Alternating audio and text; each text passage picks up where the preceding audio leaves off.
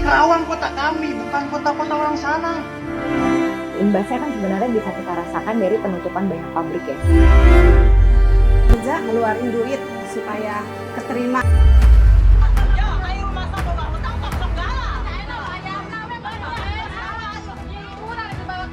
Jadi ini yang menjadi concern kita juga selaku wakil rakyat untuk mengetahui realisasi dari pelaksanaan program pemerintah.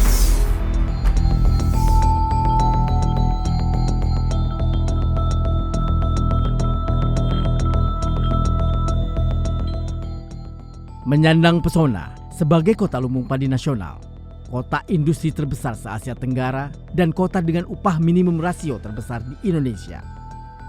Karawang yang telah ditetapkan menjadi kawasan industri nasional sejak tahun 2003 dengan mayoritas investasi padat modal dan teknologi berupaya agar industri kecil dan UMKM mampu menyuplai kebutuhan industri besar. Kabupaten Karawang mencatatkan diri sebagai daerah dengan upah minimum kabupaten dan kota tertinggi di Indonesia dengan nilai mencapai di atas 5 juta rupiah. Nilai upah minimum Kabupaten Karawang berada di atas dua tetangganya, yaitu Kabupaten Bekasi dan Kota Bekasi. Yang perlu diperhatikan adalah penyesuaian nilai upah minimum baik di provinsi maupun kabupaten kota tidak melebihi 10%. Untuk menghitung upah minimum tahun 2023 sesuai dengan formula baru. Upah minimum provinsi dan upah minimum kabupaten kota yang telah ditetapkan mulai berlaku pada tanggal 1 Januari 2023. Dengan adanya penyesuaian formula upah minimum 2023 ini, saya berharap daya beli dan konsumsi masyarakat tetap terjaga dan dapat meningkatkan pertumbuhan ekonomi yang pada akhirnya akan menciptakan lapangan kerja.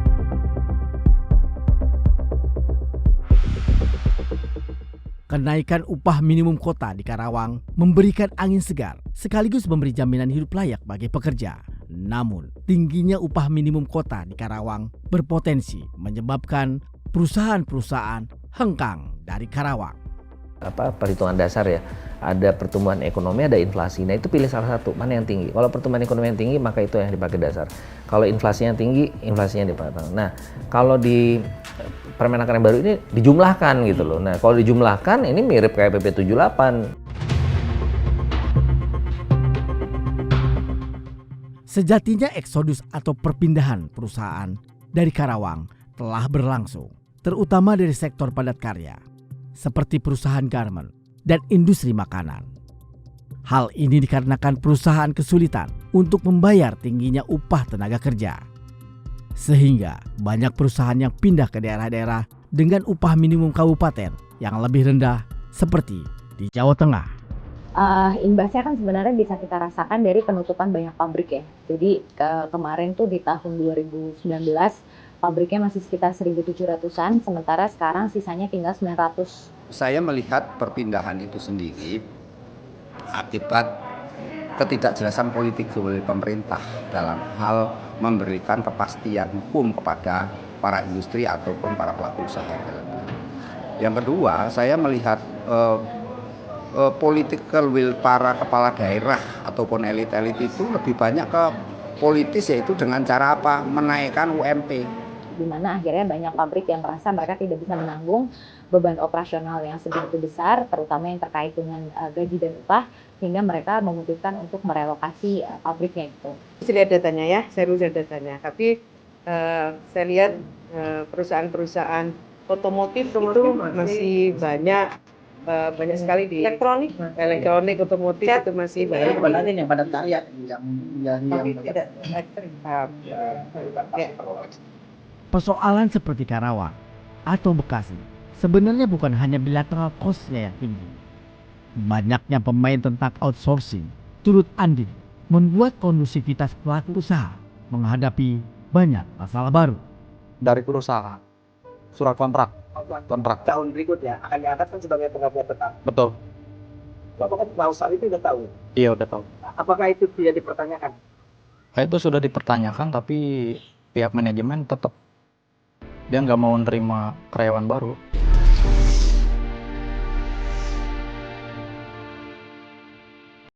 belum buat makan kita, buat adik-adik saya. Tapi pas nyampe PT atau pas nyampe di Snaker atau BKK atau yang lainnya, kita tidak diterima. Terus tiap hari kayak gitu. Mau sampai kapan? Tolonglah Pak, tolong kami Pak.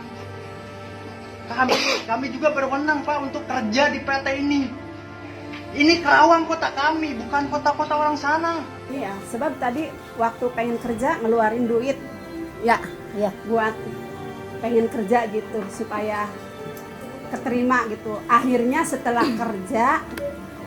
kerja kenyataannya di PHK, belum menghasilkan apa sih? Belum kembali modal Belum istilahnya. kembali modal gitu. Jadi banyak yang mengeluhkan sama saya kalau misalnya mau daftar kerja di pabrik itu mereka banyak yang harus memberikan uang. Jadi ada pihak-pihak yang mengaku perwakilan dari pabrik, walaupun setelah dicek di lapangan ternyata itu memang bukan, itu hanya pihak luar yang mengharuskan misalnya satu orang kalau misalnya dia mau mendapatkan posisi untuk jadi pegawai kontrak ya, bukan pegawai tetap di pabrik tersebut harus menyerahkan 10 juta sampai 15 juta rupiah, yang akhirnya masyarakat banyak yang harus menggadaikan aset-asetnya. Anak saya aja sekarang kan lulusan SMK nggak kerja. Sedih lah, anak pengen kerja, pengen cari duit, harus bayar. Mau dari mana dapat duit segitu? Ke pabrik kan ada kualifikasinya ya. Iya. Kualifikasi itu minimal kan SLTA sederajat ya. Terus usianya juga, kalau usia kan kalau ke pabrik itu kan maksimal tuh. Kalau sekarang tuh 23 ya, 22. Kayak 23, 24 itu harus pengalaman.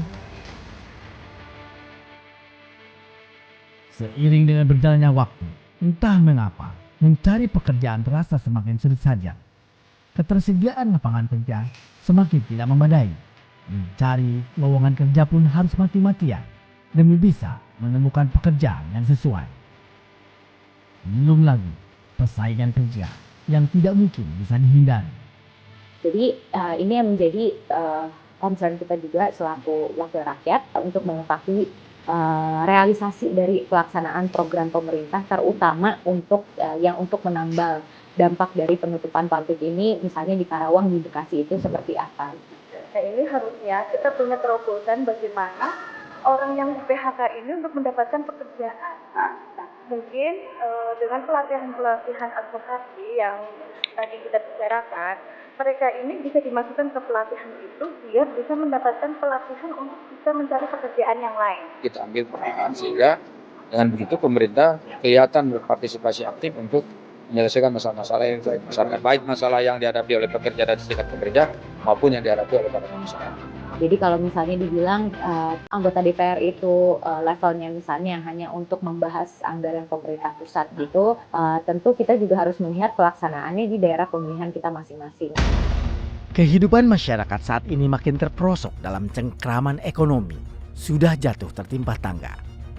Pekerjaan sebagai buruh akhirnya terhenti dalam kontrak kerja yang kadaluarsa. Angka kriminalitas juga dikhawatirkan semakin bertambah karena mereka membutuhkan pertahanan diri untuk hidup. Sementara kesempatan tidak ada. Hal itu menyebabkan tingkat keamanan semakin rendah. Kan aku bang pengen keluar, dan pengen ngurus anak saya gitu. Nah, itu bingung siapa yang ngurusin, katanya kalau nggak pakai urusan ini nggak bisa keluar, katanya PHK nggak bisa keluar. Sebagai buruh, selama ini dengan penghasilan lumayan, berakhir dengan cengkraman yang berbeda, tapi semakin mencekik.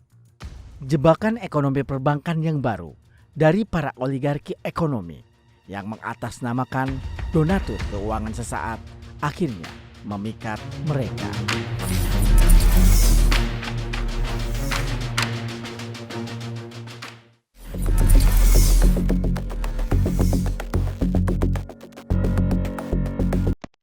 Kebutuhan ekonomi yang melemah mengakibatkan masyarakat korban pemutusan hubungan kerja mengambil berbagai cara untuk memenuhi kebutuhan sehari-hari. Uang pinjaman yang cepat cair demi makan hari itu pun mereka ambil tanpa berpikir panjang akibatnya. Sayangnya, di lapangan, dukungan penyaluran kredit modal kerja melalui penempatan pada bank umum mitra yang digunakan untuk menyalurkan kredit pembiayaan kepada debitur untuk mendukung dan mengembangkan UMKM dan koperasi didominasi oleh rentenir maupun bank emok yang memanfaatkan situasi ringkihnya ekonomi masyarakat akibat pemutusan hubungan kerja dan bencana alam. Di sini, di Karawang, di Bekasi, di Purwakarta, bank emok yang ilegal tuh merajalela. Karena mereka kesulitan secara ekonomi, terus akses ke perbankan konvensional kadang juga mereka tidak paham, terus ada yang masuk dalam bentuk rentenir. Akibat dari kondisi ekonomi yang membuat masyarakat melakukan jalan pintas, meminjam pada bank rentenir, membuat konflik tersendiri di tatanan bawah. Palusing lah. Pasti mina di renteng wae di. Pojokan anu ka Arab, seneang ada jauh. Ke Malaysia teh lah, Singapura teh lah. Pusing, ketua pusing. Tidak sedikit kaum ibu yang menjadi korban pinjaman ini saling bersiteru dengan sesama tetangganya akibat peraturan bank rente yang melilit mereka.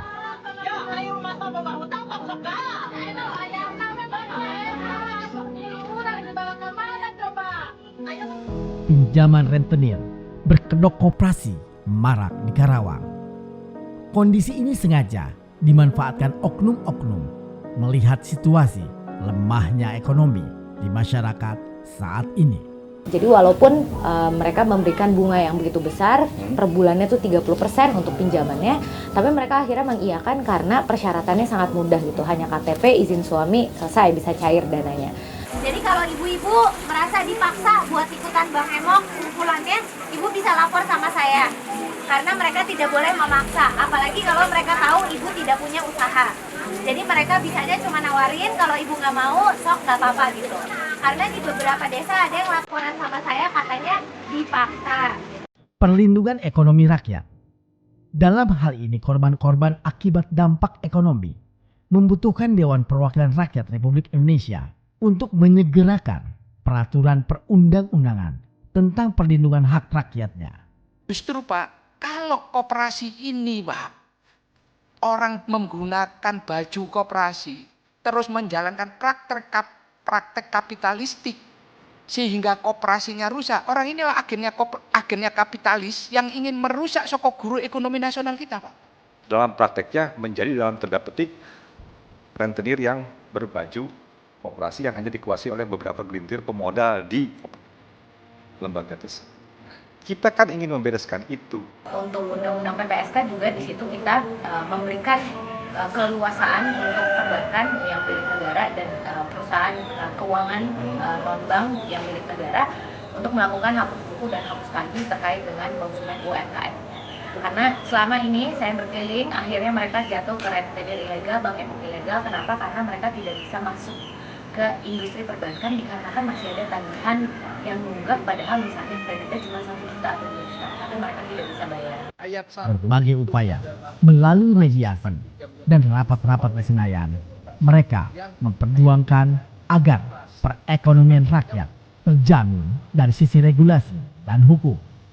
Komisi 11 DPR RI menindaklanjuti dengan rapat kerja bersama wakil pemerintah pada tanggal 10 November 2022 untuk membentuk panja RUU P2SK dalam melaksanakan pembahasan RUU.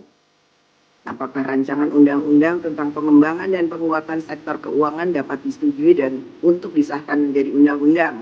Setuju.